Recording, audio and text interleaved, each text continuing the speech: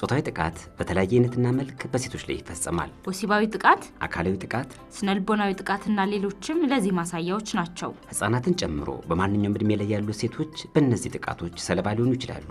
ታዲያ የኢትዮጵያ የህግ ባለሙያ ሴቶች ማህበር የጾታዊ ጥቃት ሰለባ ወይም ተጋላጭ ለሆኑ ሴቶችና በማንኛውም ሁኔታ የህግ ድጋፍ ለሚያስፈልጋቸው ሴቶች ነፃ የህግና የድጋፍ ማማከር አገልግሎት የሚሰጥበት ነፃ የስልክ ጥሪ ማዕከል እንዳለው ያውቃሉ?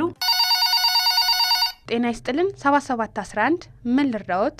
7711 አጭርና በሁሉም የስልክ አይነቶች የሚሰራ 7711 በሁሉም የሀገሪቱ ክፍሎች ዘውትር በስራ ሰዓት በመደወል የህግ ማማከር አገልግሎቱን በ3 ቋንቋዎች ማግኘት ይችላሉ።